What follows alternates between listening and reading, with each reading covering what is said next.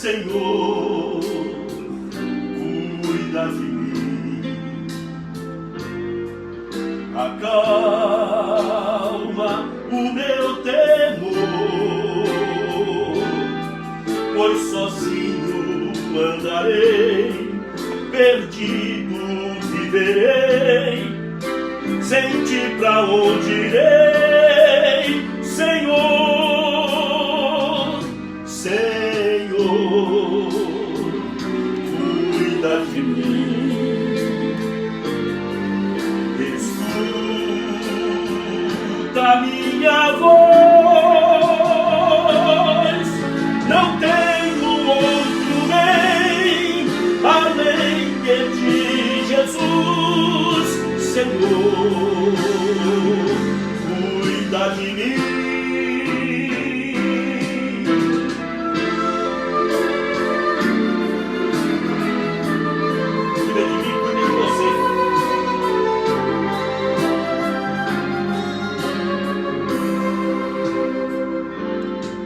Senhor, cuida de mim, atende esta oração,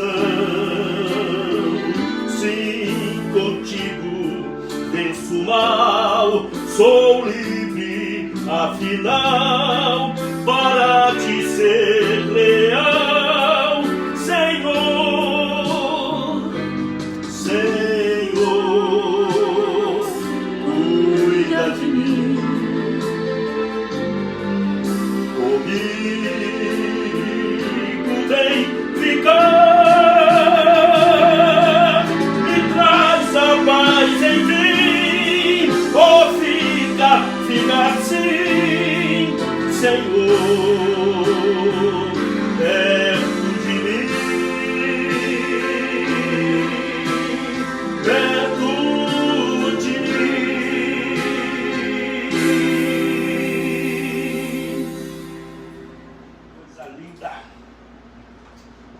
Graças a Deus, queridos. Palavra de Deus, estamos falando sobre as 7 igrejas da Ásia Menor, 7 igrejas do Apocalipse. Estamos aprendendo assim uma coisa que eu já havia pregado algum tempo atrás, dizendo que a igreja do Senhor Jesus é a mesma em todas as épocas. Então a igreja do Senhor é uma coisa interessante, porque é composta de homens, né? A composição da igreja tem o Espírito Santo, tem o Senhor Jesus, tem o nosso Deus na igreja, mas tem homens, tem mulheres e pecadores, falhos, limitados. Então toda a igreja, em todas as épocas, tem problema.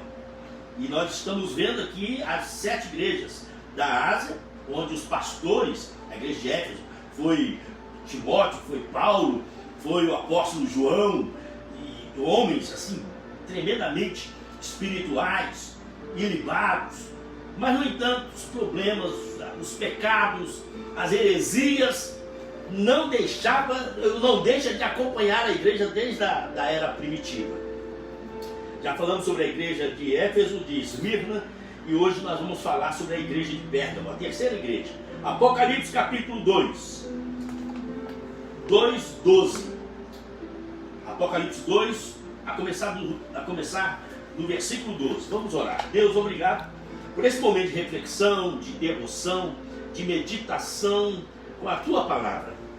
Nós nos sentimos privilegiados, somos agradecidos pelo conhecimento, pela sabedoria, pela revelação que o Senhor tem trago ao nosso coração. Nós temos caminhado de fé em fé, de glória em glória, temos andado em êxito espiritual, porque a Tua palavra é lâmpada para os nossos pés, luz para os nossos caminhos, é alimento, é a água que lava, que limpa.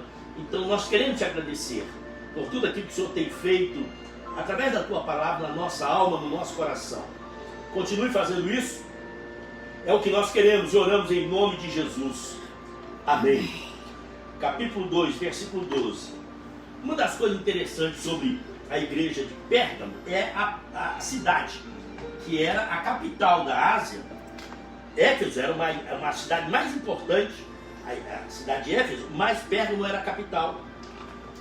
E a palavra Pérgamo hoje não é mais Pérgamo, hoje é uma outra cidade na Turquia, mas só para a gente ter uma ideia, Pérgamo vem de pergaminho. Então lá tinha uma grande biblioteca, então a cidade ficou conhecida pela cultura, pelos livros que tinha nessa cidade. Também existia lá, nós vamos ler, existia o maior templo para adoração aos imperadores. Na Ásia, estava lá em Pérgamo. Diz assim o versículo 12: ao anjo da igreja em Pérgamo escreva. Deixa eu repetir. Repetir é o seguinte: nós sabemos que o anjo aqui são os pastores, os líderes da igreja. E o anjo da igreja, o pastor da igreja, a igreja é muito semelhante ao pastor, é muito semelhante àqueles que estão liderando. Aí diz assim: essas são as palavras daquele. Toda a carta tem um início elogiando, qualificando Jesus. E aqui diz: essas são as palavras daquele que tem a espada afiada de 2 gumes. Falando sobre Jesus, a espada de 2 gumes, então você sabe, espada de 2 gumes, a Bíblia diz que é a palavra.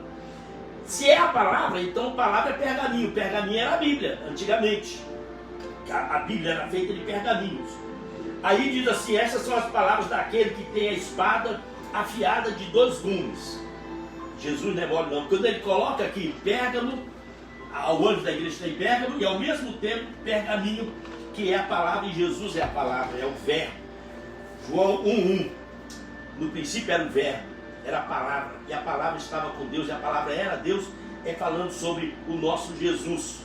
Inclusive, Gênesis capítulo 1:1, no princípio criou Deus os céus e a terra. João 1:1, no princípio era a palavra estava com Deus, a palavra era Deus. 2 princípios na Bíblia para a gente aprender. Mas veja só, a palavra é uma espada afiada de 2 gumes. Eu quero ler com você em Hebreus, só para fazer uma introdução aqui. Hebreus capítulo 4, versículo 12. Olha só o que diz da palavra, escrito aos Hebreus, que eu creio que foi o apóstolo Paulo. Pois a palavra de Deus é viva e eficaz, é mais afiada que qualquer espada de 2 gumes, é mais afiada. Ela penetra até o ponto de dividir alma e espírito, juntas e medulas, e julga os pensamentos e intenções do coração. Nada em toda a criação está oculto aos olhos de Deus. Tudo está descoberto e exposto diante dos olhos daquele a quem havemos de prestar contas. O texto aqui que nós acabamos de ler, 4, versículo 12 e 13, está falando que a palavra de Deus é capaz de fazer coisas impossíveis. Por exemplo, tem muita gente que crê na tricotomia, ou seja, que o homem é composto de corpo, alma e espírito. Há muitos, como eu, que cremos que o homem é dicotômico. O homem tem a parte do corpo, a matéria, e alma e espírito se fundem. É muito difícil a gente separar alma e espírito. Quando a gente trata desse assunto, que eu já falei tantas vezes, nós aprendemos aqui, alguns usam esse texto para dizer que o homem é corpo, alma e espírito. Mas aqui está dizendo que a palavra de Deus é capaz de fazer o impossível, dividir alma e espírito. Aí diz aqui, ó, dividir alma e espírito, tanto é que é impossível, que aí fala assim, ó, a palavra de Deus é capaz de dividir juntas e medulas. Agora preste atenção. Se a palavra de Deus faz o impossível é até de juntas e medulas. As juntas no dedo, medulas. Sabe, a palavra de Deus corta aqui meu joelho, corta aqui o meu cotovelo, sabe, o meu não corta. Então é um sentido figurado, só para dizer que a palavra de Deus, ela é poderosíssima para fazer até o impossível, que é dividir alma e espírito. Não tem como dividir alma e espírito, não tem como dividir juntas e medulas. E julga os pensamentos do nosso coração e intenções do nosso coração. O que nós aprendemos aqui é a igreja de Pérgamo, pergaminho, palavra, e Jesus aparece dizendo que ele é aquele que tem a espada de 2 gumes. Jesus é a palavra, e ele é capaz de fazer o impossível na sua vida, até mesmo romantizando aqui o escritor aos Hebreus, juntas e medulas. Tá bom, vamos continuar. 13. sei onde você vive. O Senhor sabe onde é que você está. O Senhor sabe onde é que a igreja está. Onde está o trono de Satanás? Presta atenção nisso, queridos.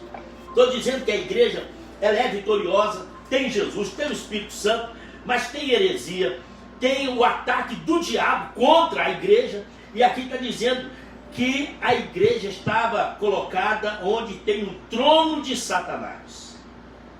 Uma das coisas interessantes, tem gente que pensa assim, se eu falar eu vou atrair coisa ruim para a minha vida.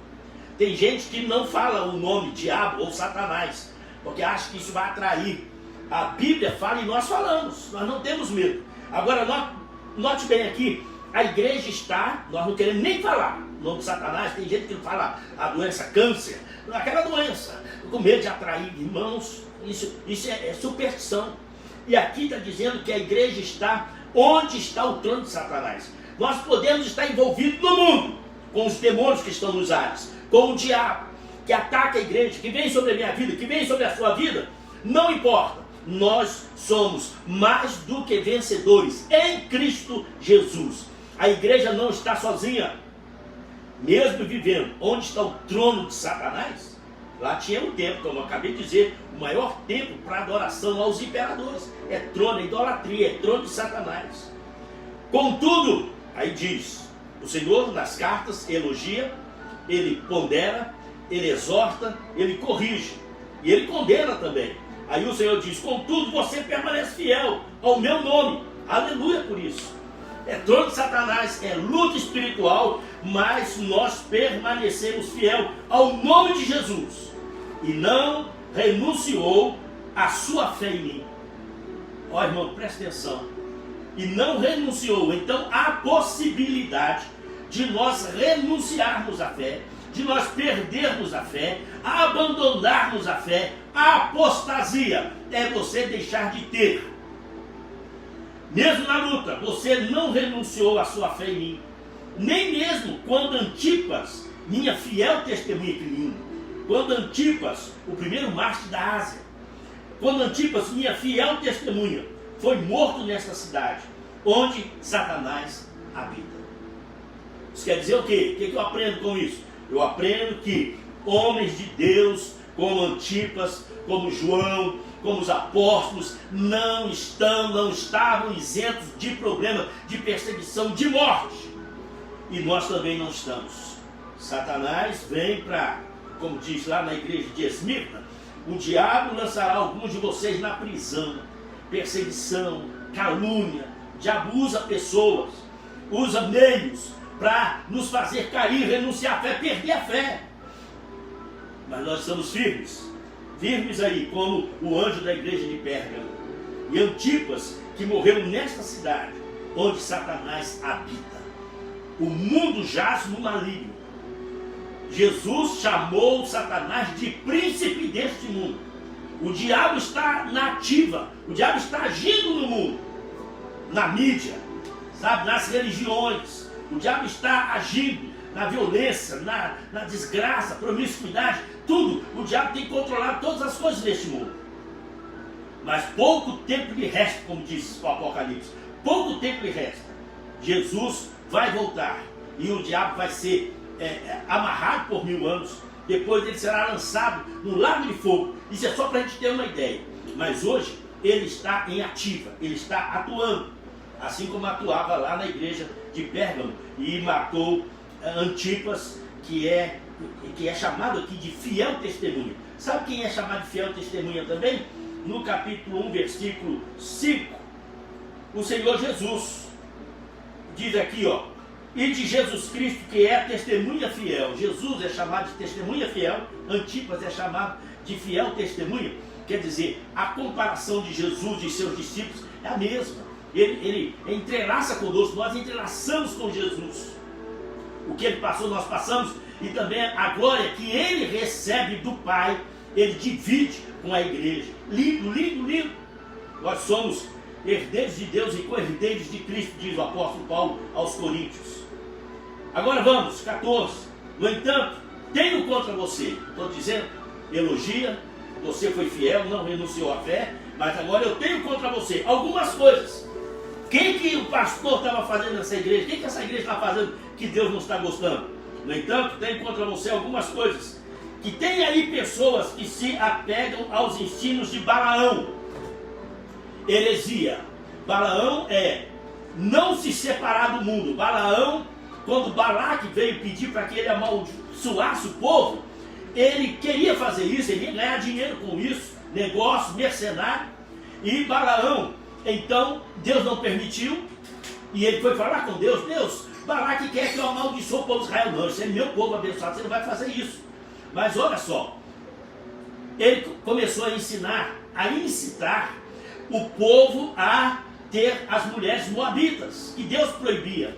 E os homens casaram com as mulheres moabitas, amonitas, e virou uma bagunça, uma mistura da igreja com o mundo. E aí o Senhor está dizendo: você tem aí na igreja gente que está andando com o mundo, que está vivendo com o mundo.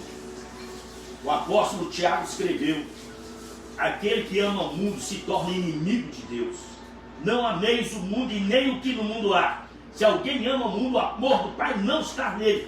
Esses textos mostram que a igreja tem que estar separada do mundo. Separado do mundo completamente. O pecado, a imoralidade, a heresia, a mentira, a falsidade, a hipocrisia, meu Deus, tudo faz parte do mundo. Então aqui existe uma tolerância. Essa igreja de Pérgamo, existe uma tolerância. Tem os homens lá que estão caminhando na doutrina de Balaão. Fala também aqui, não só de Balaão, que ensinou Balaque a armar ciladas contra os israelitas, induzindo a comer alimentos sacrificados a ídolos. Não, pode fazer, não tem problema não. Depois disso, a comer alimentos sacrificados a ídolos, a praticar imoralidade sexual, que é pecado crasso. De igual modo, você tem também os que se apegam aos ensinos dos nicolaítas. Sabe o que é a libertinagem? Sabe, Deus nos libertou. Nós podemos fazer qualquer coisa, que a graça de Deus é poderosa para nos salvar, para nos libertar. Eu vou ter que ler. Pensei agora, eu falei, eu vou ler porque esse texto aqui é muito interessante. Romanos capítulo 6. Abra aí. Romanos capítulo 6. Romanos capítulo 6. A gente vê assim, ó, porque a divisão do capítulo e os versículos foram colocados depois. Não existe inspiração na divisão dos capítulos na Bíblia, nem nos versículos. Por exemplo, no capítulo 1, capítulo 6, versículo 1, diz: que diremos então?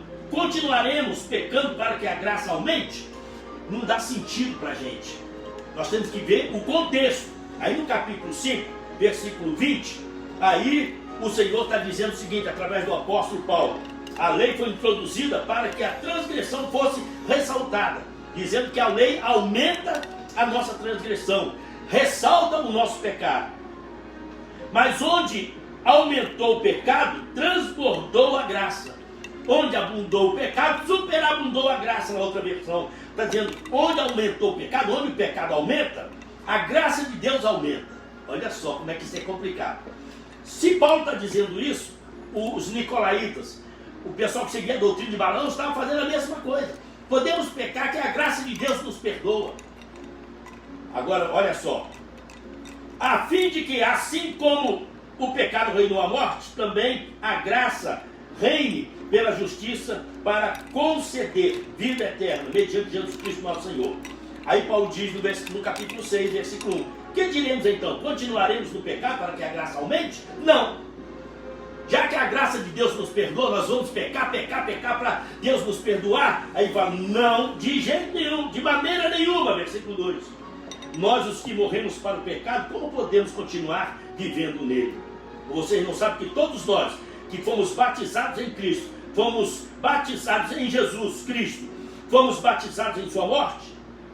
Aí, o versículo 6, pois sabemos que o nosso velho homem foi com Cristo crucificado. Eu não tenho mais nada a ver com pecado. Doutrina errada na igreja de Pérgamo. Tolerância para com os pecados dos membros da igreja. Em Éfeso não existe tolerância. Você põe à prova aqueles que dizem que são e não são. Diz aqui: você não tolera os homens maus. A igreja de Éfeso era uma igreja que não tolerava. Já a igreja de Pérgamo é uma igreja que tolerava. Prefiro ficar com a igreja de Éfeso, uma igreja que não tolera pecado. Costumo dizer sempre, quem me ouve mais, a minha esposa sabe disso. Odeio o pecado, dentro e fora da igreja. Agora, veja só. Aí estavam seguindo doutrina de Balaão, indiferentismo, quer dizer, pode fazer o que quiser e continuar. Não, irmãos, nós não estamos mudando, você não está mudando de endereço. Você não saiu de uma igreja e foi para outra igreja por causa de endereço, não. Você tem que, Deus precisa mudar a nossa vida, a nossa alma, o nosso coração.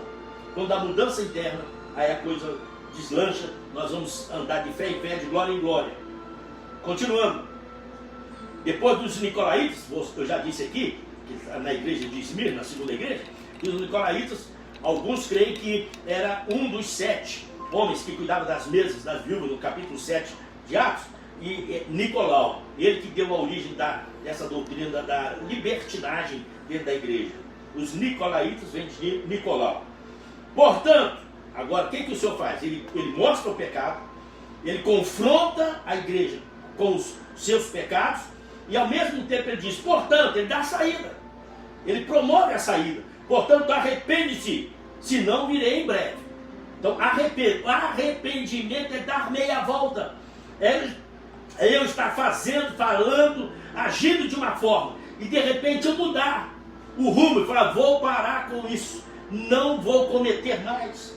Aí você, através do Espírito Santo, que nos ajuda, que é nosso consolador, que está ao nosso lado, o Espírito Santo faz com que você viva em santidade.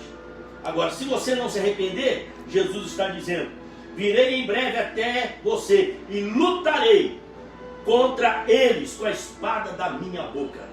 O Senhor está dizendo, se não houver arrependimento nessa igreja, que está cometendo os pecados que o mundo comete, sem nenhum temor, eu vou lutar contra eles com a espada, com a palavra de Deus. Já disse que os livros que vão ser abertos no grande trono branco são pelo menos 3 livros. É o livro da vida, que tem os nomes, o livro das obras e a Bíblia. A palavra que eu vos digo, vos hão de julgar no último dia, vos há de julgar no último dia. Olha o versículo 17. Aquele que tem ouvidos, ouça o que o Espírito diz às igrejas.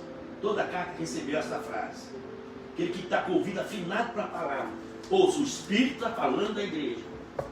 E toda carta termina com uma promessa de Deus para mim, para você e para a igreja, em todas as épocas. Ao vencedor, não é para quem é derrotado, não, é ao vencedor que vence, que como Antipas, como o pastor aqui, que não renunciou à fé, que morreu, mas não larga o Senhor Jesus, está dizendo ao vencedor, aquele que vai até o fim, darei do maná escondido, ao forno de Deus aqui, ó, darei do maná escondido. Tem um maná escondido que só vai comer desse maná escondido quem realmente é vencedor. Uma coisa que eu acho interessante, eu brinco, mas é brincadeira, na verdade. Tem muita coisa boa para se comer, né? Para quem gosta de camarão, para quem gosta de cuscuz, para quem gosta de acarajé, para quem gosta de frango com quiabo, tem muita coisa boa. Agora você já imaginou esse maná escondido? Esse maná que Deus tem para entregar, para dar para eu e você? Então ele está escondendo algo muito especial, exclusivamente para a igreja, para nós. Amém. Aleluia! Aí depois o Senhor Jesus diz assim, também lhe darei uma pedra branca, com um novo nome. Gosto disso. Com um novo nome, sabe por quê? Tem muito nome que são dados aos filhos quando nascem, que não tem nada a ver com Deus, não tem nada a ver com a palavra. Sabia disso? Então são nomes que carregam o peso do pecado, da religião, da tradição, de macumba, de feitiçaria. Tem muitos. Por exemplo, o nome comum que a gente vê hoje aí para tudo quanto é lugar, Jacó. Todo mundo, Jacó para tudo quanto é lado. E Jacó quer dizer enganador. Deus teve que mudar o nome de Jacó para Israel, que é príncipe de Deus. E tirou o nome de Jacó e colocou Israel, porque Deus havia mudado o seu interior. Aqui está dizendo que se você tem um nome que não condiz com a sua vida cristã, Fique animado aí que a promessa vem. Deus vai te dar uma pedra branca com um novo nome. Nela escrito, nessa pedra, a sua identidade nessa pedra branca, um novo nome, conhecido apenas por aquele que recebe. É um nome que você vai sentir paz em ter esse nome, e caminhar com esse nome, porque com certeza é um nome que engrandece ao Senhor Deus. Deus mudou o nome de Saulo para Paulo, Deus mudou de Simão para Pedra. Você é pedra agora, você é pedra. O Senhor pode mudar todos os nomes. Agora, eu costumo dizer, brincando, mas falando a verdade, o meu nome é o nome. Por quê? Timóteo quer dizer o que honra a Deus. Não precisa mudar não, mas se quiser mudar, pode mudar. Timóteo que ama a Deus. O significado do seu nome, qual que é? Mas isso também não vai atrair maldição para você hoje. Presta atenção, não vai trazer maldição. Não, porque meu nome é assim e tal. Não vai trazer maldição não. Você está protegido pelo Senhor. Nenhuma praga vai chegar na sua tenda, na sua vida. Deus protege. Agora, se for preciso mudar, quando Jesus voltar, Ele muda o nosso nome. Nós teremos um novo nome, um novo corpo, um novo coração. Mas novamente, tudo mudar pelo Senhor, o nosso Deus. É o que nós temos para hoje. Pergaminho, espada, palavra. Deus, que é no grego Zeus, quer dizer Salvador. E eu falei aqui no início, vou repetir. Se a gente tem medo de falar alguma coisa para atrair, nós somos fracos. Nós não temos nenhuma proteção de Deus. Pode falar o nome de Satanás, do diabo, pode falar do câncer, tudo. Isso aí só vai chegar se Deus permitir. Mas nós somos protegidos pelo Senhor para vivermos de fé em fé, de glória em glória, ainda que morramos. Ou vivamos ou morramos, somos do Senhor. Caso de Antipas. Fiel testemunha, mas morreu. Morreu perseguido pelo trono de Satanás, a cidade que o diabo habita, e perseguiu a igreja, e inclusive o apóstolo João também e outros mais. Vamos une aí a sua fé com a minha. Vamos, você crê em Deus, eu também creio. Nós cremos em Deus. Nós cremos no poder que é no nome de Jesus. Então, nessa unidade, num só Deus, num só Senhor, numa só fé, nós estamos unindo agora a nossa fé para pedirmos a Deus por misericórdia. E Ele é o Deus que salva, é o Deus que liberta. Vamos orar. Deus, nós cremos no poder do Senhor atuando sobre a vida das pessoas que nós temos o nome aqui escrito. Deus, o Senhor conhece cada pessoa. O Senhor conhece cada lar, cada coração. Tu és o Deus onisciente, conhece todas as coisas. Tu és o Deus onipresente. O Senhor está em todo lugar ao mesmo tempo. E o Senhor é o Deus onipotente. O Senhor tem todo o poder nos céus e na terra. Foi o que bradou Jesus quando Ele ressuscitou. Todo o poder me é dado nos céus e na terra. Por isso nós estamos orando em Teu nome, Jesus, para que o Senhor possa curar, repreender o mal, afastar a doença, os problemas que as pessoas estão enfrentando em casa.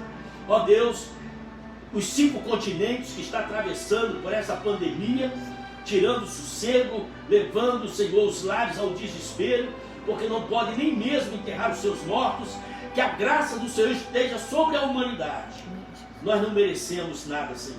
Nós pedimos por Tua graça, por Tua misericórdia.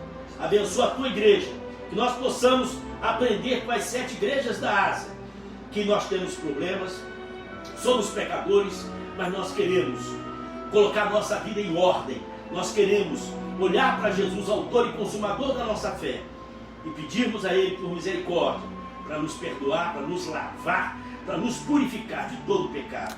E nós sabemos que isso pode ser feito no nome de Jesus, para a glória dele. Abençoa a todos quantos estão nos assistindo, Senhor, pela internet, que a graça do Senhor esteja sobre a vida de cada pessoa em nome de Jesus. O que nós queremos, o que nós precisamos, e oramos em nome dele, para a glória dele. Assim seja. Amém. Deus abençoe você abundantemente. Um abraço, fique ligado.